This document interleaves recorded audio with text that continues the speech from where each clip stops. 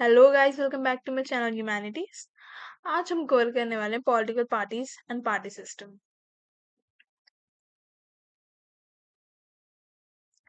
सबसे पहले political party क्या होती है? A political party is an organised group of people who share similar political aims and opinions and who seek to influence public policy by getting their candidate and elected to public office. यानी कि देखो, basically political party क्या होती है? एक organised group of people होती है जिनकी सोच, आइडियोलॉजी, ठीक है, और पॉलिटिकल एम्स यानी गोल्स और फ्यूचर में क्या अचीव करने वाले हैं, ये सब चीजें क्या होती है, मैच करती हैं, ठीक है, सिमिलर होती हैं, ठीक है। और इन्हीं सब चीज़ों के साथ यानी अपनी पॉलिसीज़ के साथ या अपनी स्कीम्स के साथ ये जो चेंज लाना चाहते हैं, ठीक है, पब्लिक पॉलिसी में, ठीक है, मतलब इन्फ्लुएंस करना चाहते हैं एक तरीके से पब्लिक पॉलिसी को, और जो है इलेक्ट होना चाहते हैं यानी जीतना चाहते हैं इलेक्शन, ठीक है, in public office, basically in public administration, ठीक है। तो एक एडमिन बुर्के करके एक पॉलिटिकल साइंटिस्ट हुए हैं जिन्होंने अपने एक पॉलिटिकल पैम्फलेट में बताया, थॉट दिए अपने बेसिकली। तो उन्होंने पहली बात ये की पॉलिटिकल पार्टीज क्या होती है, ऑर्गेनाइजेशंस होती है, जैसे मैंने आपको पहले बताया कौन कंपोज करता है ना, ग्रुप ऑफ पीपल, ठीक है, ग्रुप ऑफ पीपल कह लो या पर्सन कह लो।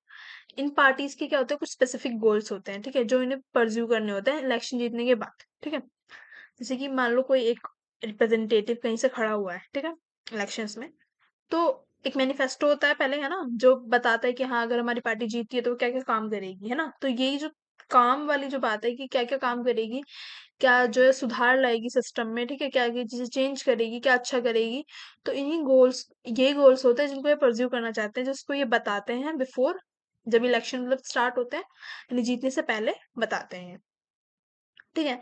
ये इन्हीं दो चीजों के बारे में किसने बताया हमें? Political scientist Edmund Burke. ठीक है, अब क्या फंक्शन है पॉलिटिकल पार्टीज के?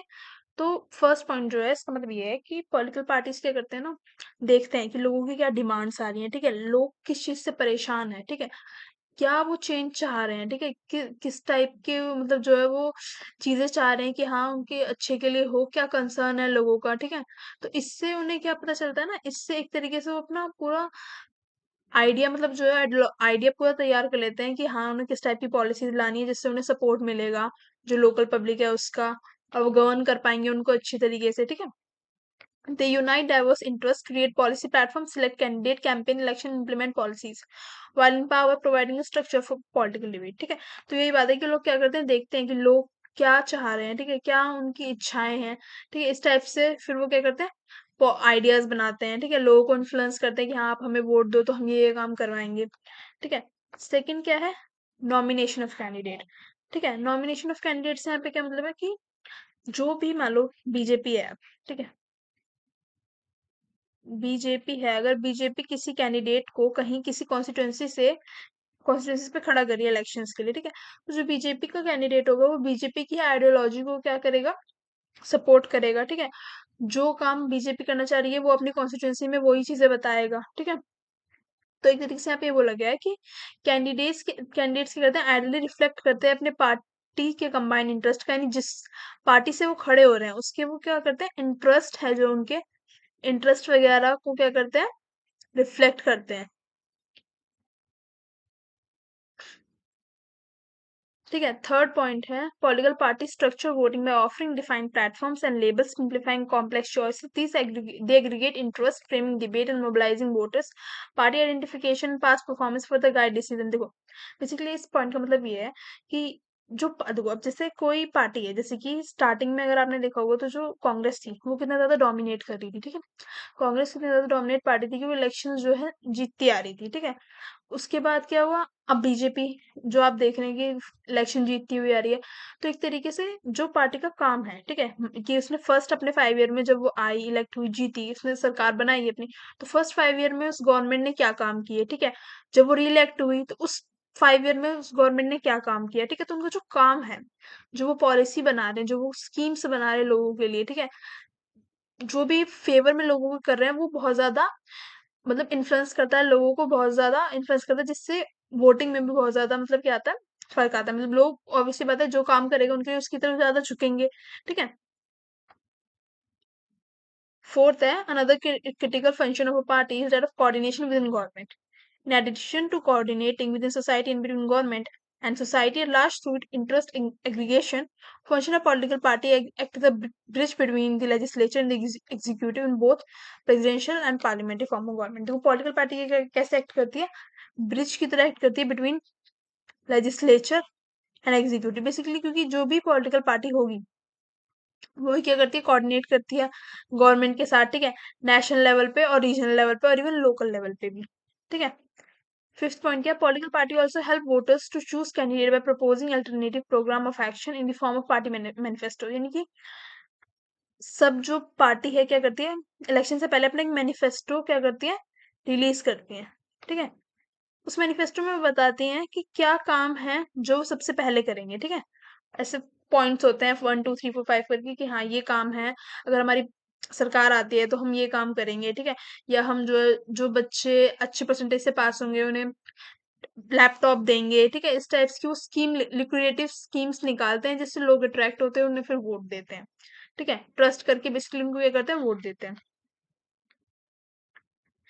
देखो इलेक्शन कैंपेन का मतलब यही होता है कि अपनी प्रचार करना, जैसे जिस टाइम पे जब इलेक्शंस होते हैं तो क्या भाषण देते हैं ना, अलग अलग जो पार्टी के लीडर्स हैं वो क्या करते हैं, भाषण देते हैं, लोगों को इन्फ्लुएंस करते हैं, ठीक है, वोटिंग के लिए। तो इलेक्शन कैंपेन का मतलब वही होता है, ठीक है। If one party achieve the victory, other party act as a critic and watchdog of the government. देखो इस पॉइंट का मतलब ये है कि मान लो मल्टीपल, जैसे इंडिया में मल्टीपल पार्टी सिस्टम है तो 3 4 पार्टी खड़ी हुई है, बट उसमें से कोई एक ही जीतनी है, सारी तो जीत नहीं सकती, गवर्नमेंट तो किसी एक की बनेगी, पर जो अदर पार्टीज है उनका क्या काम रह गया फिर, उनका भी तो कुछ ना कुछ काम होगा। तो वो क्या करती है, ऐसे क्रिटिक रहती है कि मान लो जो गवर्नमेंट अभी आई है, जिस जो पार्टी सत्ता में आई है अभी, तो वो उस पे ध्यान रखते हैं, ठीक है, उनका क्रिटिसिज्म करते हैं। किस चीज से क्रिटिसिज्म करते हैं, ऑब्वियसली जो चीज वो गलत करेंगे, ठीक है। कोई पॉलिसी है जिससे जो है लोगों को लोगों पे सही इन्फ्लुएंस नहीं पड़ रहा उसका, या लोग उसका फायदा नहीं उठा पा रहे, ठीक है, या वो लोगों के लिए फायदेमंद नहीं है कोई पॉलिसी उस पार्टी की, तो अपोजिशन का काम है क्रिटिसाइज करना उनकी पॉलिसी को, जिससे लोगों को क्या मिले, लोगों को एक ब्रॉडर व्यू मिले, कि उन्हें दिखे कि हाँ जिस पार्टी को उन्होंने चूज किया है वो सही से काम नहीं कर रही है, ठीक है। तो बेसिकली अपोजिशन का यही काम होता है, ठीक है। पार्टी सिस्टम क्या है, देखो the inter party competition generate a systematic pattern और institutional arrangement of a party life and party interaction on the party system. यानी जो different different different political parties होती है ना, इनके बीच के इंटरेक्शन को ही हम क्या कहते हैं, पार्टी सिस्टम, ठीक है। अब ये जो पार्टी सिस्टम है ये भी डिफरेंट टाइप के होते हैं, ठीक है। पहला है हमारा टू पार्टी सिस्टम। अब आपको नाम से समझ में आ रहा होगा कि यहाँ पे दो मेजर पॉलिटिकल पार्टीज इन्वॉल्व है, है ना। टू पार्टी सिस्टम का मतलब क्या है, दो पार्टी के बीच में इंटरेक्शन, उनका पूरा पूरा political system. The two major political party generally share core values through they में differ on specific, there is constant competition. देखो दो पार्टी के बीच, जो दो पार्टी होती है वो मेजर होती है, ठीक है, उन दोनों की आइडियोलॉजी डिफरेंट हो सकती है, ठीक है, उन लोगों का सोचने का तरीका डिफरेंट हो सकता है, बट वो एक ही जगह, मतलब एक ही जगह कंपटीशन में होती है और कंटेस्ट करती है फॉर इलेक्शंस, ठीक है। और जो मेजोरिटी, जिनको जो पॉपुलर वोट्स यानी जिसको मेजोरिटी मिलती है वो जीत जाता है, वो अपनी सरकार बना लेता है, ठीक है। देखो एक चीज हमें और याद रखनी है कि टू पार्टी सिस्टम में स्मॉल पार्टीज भी एक्सिस्ट करती हैं, ऐसा नहीं है कि सिर्फ दो ही पार्टी हैं पूरी कंट्री में, ठीक है, पूरे रीजन में दो ही पार्टी नहीं, स्मॉल पार्टी भी एग्जिस्ट करती है, पर वो कभी पावर में नहीं आ पाती, बिकॉज देखो उतना कुछ भी रीजन हो सकता है कि उन्हें इतना सपोर्ट नहीं मिला, ठीक है, या वो इतनी पॉपुलर पार्टी नहीं है, या उनके पास इतना फंड नहीं है, इतना पैसा नहीं है इलेक्शन इलेक्शन लड़ने के लिए प्रॉपरली, क्योंकि इलेक्शन में भी जो है अच्छा अमाउंट जो है खर्च होता है, ठीक है। तो लेटर ऑन वो क्या करती हैं, अपने आप को बिगर पार्टी से एसोसिएट कर लेती हैं, ठीक है। अब एग्जांपल एक दो में याद होने चाहिए, सारे नहीं, एक दो याद होने जो आपको सुटेबल लगे वो आप वो याद कर सकते हो। देखो मॉडर्न पॉलिटिकल सिस्टम अगर हम देखें अभी कहाँ पे फॉलो हो रहा है, तो यूएस में फॉलो हो रहा है, जहाँ पे दो पार्टी, डेमोक्रेटिक पार्टी और रिपब्लिकन पार्टी, और ये 1852 से, सिंस 1852 है ये लगातार, तब से यही दो मेजर पॉलिटिकल पार्टी है, तीसरी कोई पार्टी अभी तक हमें देखने के लिए नहीं मिली है, ठीक है, सिंस है ये। यूके में है मेजर पार्टी कौन सी है, कंजर्वेटिव और लेबर पार्टी। ऑस्ट्रेलिया में ऑस्ट्रेलियन लेबर लेबर पार्टी और कंजर्वेटिव पार्टी, ठीक है। और मल्टी पार्टी सिस्टम क्या होता है, मल्टी पार्टी सिस्टम का अगर आप एग्जाम्पल से समझे तो इंडिया में देखो कितनी डिफरेंट डिफरेंट पार्टी, बीजेपी है, आम आदमी पार्टी है, कांग्रेस है, ठीक है। इवन स्टेट्स में भी डिफरेंट डिफरेंट पार्टी, महाराष्ट्र में शिवसेना है, ठीक है। It is characterise by the presence of a very large number of party, यानी इसमें बहुत सारी पार्टी होती है, बहुत बड़ी नेशनल लेवल पे भी पार्टी होती है, मतलब स्मॉल रीजनल लेवल पे भी छोटी छोटी पार्टीज होती हैं, ठीक है। और ये सिस्टम हमें कहाँ-कहाँ देखने को मिलता है, बोथ डेवलप कंट्रीज में भी हमें देखने को मिलता है, डेवलपिंग कंट्रीज में भी देखने को मिलता है, जैसे कि डेवलपिंग कंट्री इंडिया है अभी, ठीक है। अब अगर कोई पार्टी यहाँ पे मतलब मेजोरिटी, जब मेजोरिटी मिलता है तभी पार्टी बनती है ना, मतलब तभी सरकार बनती है। जब मेजोरिटी वोट मिलता है। पर अगर ऐसा हुआ कि किसी को क्लियर मेजोरिटी नहीं मिली, किसी को भी नहीं, ठीक है, तब हम क्या करेंगे? तब गवर्नमेंट कैसे बनेगी? तो क्या करती है, दो भी पार्टी आपस में एक साथ आ सकती हैं, या दो से ज्यादा भी पार्टी एक साथ आके कर सकती है, कोलिजन गवर्नमेंट बना सकती है। यानी वो होता है ना, क्या बोलते हैं इसको हिंदी में, कोलिजन गवर्नमेंट को? सत्ता की साझेदारी बेसिकली कहते हैं ना, हाँ, सत्ता की साझेदारी एक वर्ड होता है। तो कोलिजन गवर्नमेंट बना लेती है, यानी कि अगर वो आना चाहे तो साथ में आके मिलकर सरकार बना सकती है। बट कोलिजन गवर्नमेंट ना ज्यादा टाइम तक टिकती नहीं है, एक तरीके से अनस्टेबल गवर्नमेंट मानी जाती है। क्यों? क्योंकि जब अलग अलग पार्टी होंगी, मैंने बताया सब पार्टी की आइडियोलॉजी जो है अलग अलग होती है, तो उनमें बहुत ज्यादा क्लैश कॉन्फ्लिक्ट होते हैं, ठीक है, बहुत ज्यादा फैक्शंस होते हैं, जिसकी वजह से क्या होता है, वो ज्यादा टाइम तक टिक नहीं पाती, फॉर लॉन्ग टर्म नहीं टिक पाती है। ठीक है, एग्जाम्पल क्या है? इंडिया है, ठीक है, बेल्जियम है, जहाँ पे डिफरेंट डिफरेंट पार्टीज हैं। ठीक है, अब वन पार्टी सिस्टम देंगे, थर्ड है हमारा one party system.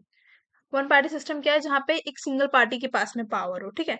Minor parties allow to exist, but they have to accept the leadership of single party. मतलब माइनर पार्टीज हो सकती हैं, बट ऐसा जो इतनी पॉपुलर नहीं होती, ठीक है, उन्हें जो लीडरशिप है वो किसकी एक्सेप्ट करनी पड़ती है? सिंगल पार्टी की। यानी रीजनल लेवल पे छोटी छोटी पार्टी हो सकती है, पर वो किसके नाम पे जो है इलेक्शन कंटेस्ट करेंगी? जो सिंगल पार्टी है, जो सुप्रीम पार्टी है, उसी के नाम पे जो है इलेक्शन कंटेस्ट करेंगे, यानी वो कॉम्पीट करेंगी। ठीक है, single party system are often place lowest in the scale of democratic index. अब डेमोक्रेटिक इंडेक्स पे सिंगल पार्टी को लोएस्ट पे क्यों रखा गया? इसलिए रखा गया क्योंकि इसको इक्वली माना जाता है अथॉरिटेरियन रिजाइम के। जैसे अभी हमने प्रीवियस चैप्टर में पढ़ा भी था कि अथॉरिटेरियन रिजाइम क्या होता है? जहाँ पे किसी एक के हाथ में पावर हो, सुप्रीम पावर हो, या फिर ग्रुप ऑफ पीपल के हाथ में सुप्रीम पावर हो, 5 लोग 6 लोग कितने भी हो सकते हैं, ग्रुप ऑफ पीपल के हाथ में सुप्रीम पावर, जो वो कहेंगे वही होगा। एक तरीके से अपनी मनमानी वो लोग चलाते हैं अथॉरिटेरियन रिजाइम में। ठीक है, अब इसका एग्जाम्पल क्या है? North Korea. जो कि नॉर्थ कोरिया को कौन गवर्न करती आ रही? किम डायनेस्टी गवर्न करती आ रही है बहुत लॉन्ग टाइम से। ठीक है, डोमिनेंट पार्टी सिस्टम। अब देखो डोमिनेंट पार्टी सिस्टम क्या होता है? Several political parties exist but only one party has the capabilities to form the government. यानी कि बहुत सारी पार्टी एग्जिस्ट करती हैं, बट एक ही पार्टी क्या कर रही है? डोमिनेट कर रही है। ठीक है, एक ही पार्टी केपेबल है, मतलब एक तरीके से एक ही पार्टी केपेबल है, मतलब अपना इन्फ्लुएंस जमाने में। ठीक है, वहां के जो लोग हैं वो एक ही पार्टी को क्या कर रहे हैं? सपोर्ट करते आ रहे हैं। ठीक है, अब इस इमरजेंस का रीजन क्या है? डोमिनेट वो कैसे बनी? ऑब्वियस सी बात है, लोगों के बीच में उसका पॉपुलैरिटी होना है। लोग जो जो उसका लीडर है, ठीक है, पार्टी का जो लीडर है उसकी पॉपुलैरिटी हो सकती है लोगों के बीच में। ठीक है, या कोई हिस्टोरिकल बैकग्राउंड हो सकता है, जैसे कि मान लो कोई कंट्री है, वहां पे कभी मतलब वॉर हुआ या कुछ भी हुआ हो, या वहां पे इंटरनल क्राइसिस हुए हो, तो उस पार्टी ने जो है अच्छा काम किया हो, लोगों का ट्रस्ट हो उस पार्टी के पास। ठीक है, तब वो क्या करती है? डोमिनेट कर सकती है। जैसे अगर आप इंडिया के केस में देखेंगे, जब आप इंडिपेंडेंस के टाइम पे जाएंगे, तो इंडिपेंडेंस के टाइम पे क्या कांग्रेस के जो नेता थे वो बहुत ज्यादा जो है डोमिनेट कर रहे थे पॉलिटिकल सिस्टम को। क्यों डोमिनेट करते थे? क्योंकि जिस टाइम पे हमारा हुआ पार्टीशन भी हुआ और इवन इंडिपेंडेंस भी हुई, तो उस टाइम पे जो कांग्रेस के जो बेसिकली कांग्रेस में जो लोग थे, उन लोगों ने बहुत जो इम्पोर्टेंट रोल प्ले करा। तो कहीं ना कहीं जो उनका रोल था वो था ना, उनकी कैरिस्मेटिक लीडरशिप थी, वो लोगों के ऊपर छाप छोड़ गई। तो लोगों ने क्या किया? लेटर ऑन भी कांग्रेस पार्टी का बहुत काफी समय तक क्या किया? सपोर्ट किया। अब देखो, एवोल्यूशन कह लो या हिस्टोरिकल बैकग्राउंड कह लो, यहाँ पे पॉलिटिकल पार्टीज का हम देखेंगे। यहाँ पे मैं टॉपिक लिखना भूल गई। हिस्टोरिकल बैकग्राउंड, ठीक है, ये पार्टीज कैसे बनना स्टार्ट हुई है ना, ये भी तो पता होना चाहिए हमें। तो देखो, in 19th century dominated by political elite. देखो 19th सेंचुरी के टाइम पे जो पॉलिटिक्स थी उसको कौन डोमिनेट करता था? पॉलिटिकल एलाइट्स। पॉलिटिकल एलाइट्स को आप अभी करंट टाइम के अपर क्लास से मतलब कनेक्ट कर सकते हो कि पॉलिटिकल एलाइट्स कौन होते थे? बहुत ज्यादा पावरफुल लोग होते थे। ठीक है, 19th सेंचुरी के टाइम पे ये लोग क्या करते थे? पॉलिटिक्स को क्या करते थे? इन्फ्लुएंस करते थे। फिर जब हम 19 से 20 सेंचुरी की तरफ बढ़ते हैं, तो हमने देखा कि लोग जो क्या थे ना, लोगों ने मूवमेंट्स करना स्टार्ट कर दिया था।